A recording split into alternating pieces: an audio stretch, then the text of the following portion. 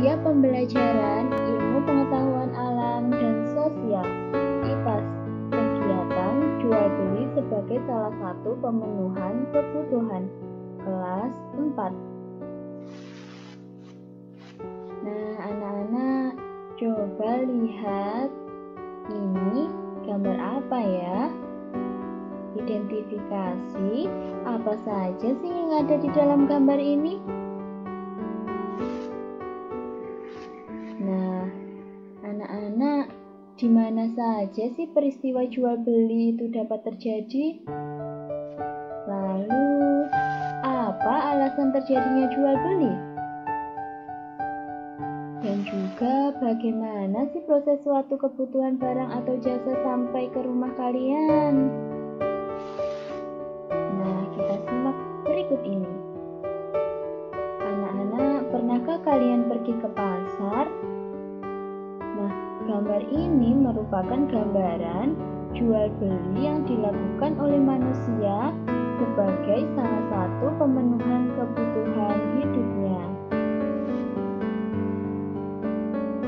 Penjual sayur berperan sebagai yang menjual kebutuhan atau penjual, sedangkan wanita yang satunya berperan sebagai pembeli. Nah, jual beli ini adalah kegiatan menjual dan membeli barang atau jasa. Kegiatan jual beli bisa terjadi jika memenuhi 4 syarat. Apa saja ya syaratnya? Syaratnya adanya penjual, kemudian adanya pembeli, dan yang ketiga adanya barang atau jasa yang dijual. Kemudian yang keempat, alat tukar atau uang. Agar kebutuhan manusia tersebut terpenuhi, manusia melakukan kegiatan jual beli. Terdapat tempat-tempat kegiatan jual beli di sekitar rumah kita. Di antaranya, yang pertama ada warung. Warung adalah kedai atau tempat yang menjual barang untuk kebutuhan sehari-hari, seperti makanan dan minuman dalam jumlah kecil. Warung biasanya dibangun menjadi satu dengan bangunan rumah. Nah, contoh barang-barang yang dijual di warung yaitu beras, telur, peralatan mandi, gula, garam, makanan kecil, minuman, dan lain-lain. Nah, tempat yang kedua yaitu toko. Nah, toko ini adalah tempat untuk menjual barang kebutuhan sehari-hari dalam jumlah besar. Toko memiliki tempat yang lebih besar dan barang yang lebih banyak jika dibandingkan warung. Ada toko yang menjual berbagai kebutuhan, namun ada juga toko yang hanya menjual satu macam kebutuhan saja. Contohnya, toko mainan, toko pakaian, toko bangunan, dan lain-lain. Kemudian yang ketiga ada pasar tradisional. Pasar adalah tempat di mana orang berjualan dan membeli barang. Pasar dibedakan menjadi dua, yaitu pasar tradisional dan pasar modern.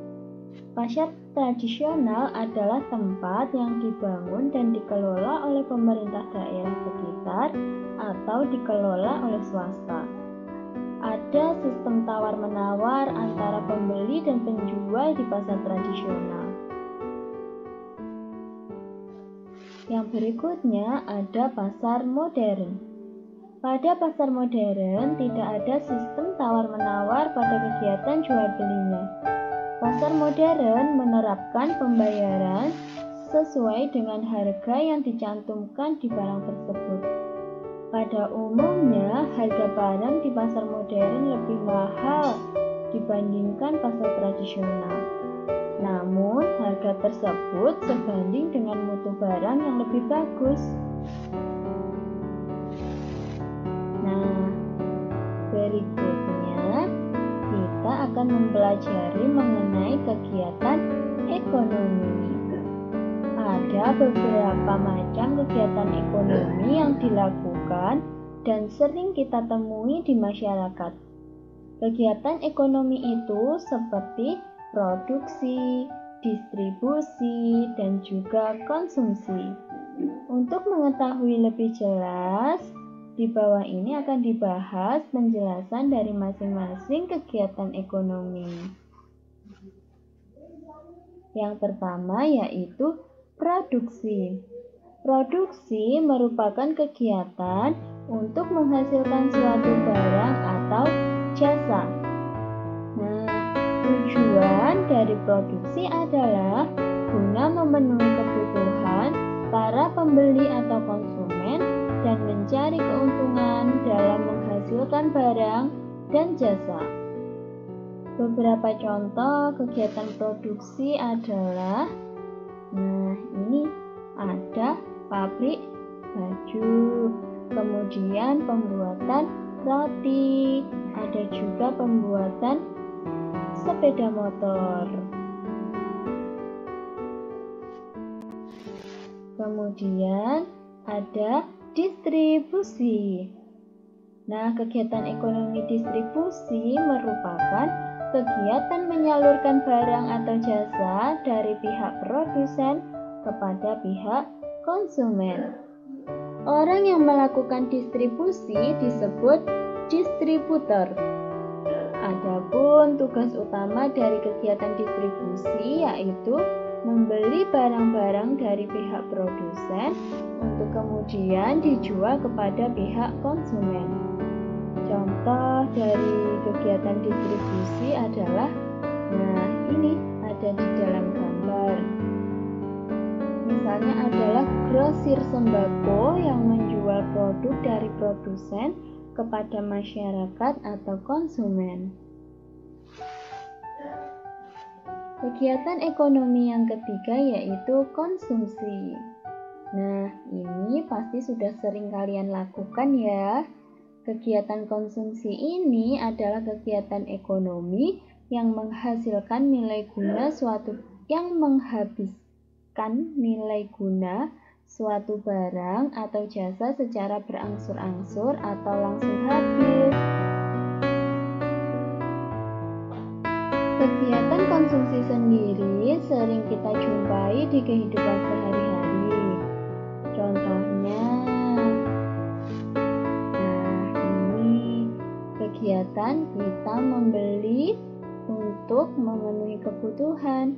Misalnya, anak sekolah yang membeli alat tulis di toko buku.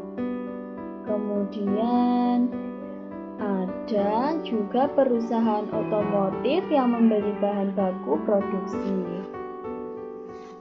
Nah, itu tadi sekilas tentang kegiatan jual beli untuk memenuhi kebutuhan. Terima kasih. Sampai jumpa di pelajaran berikutnya.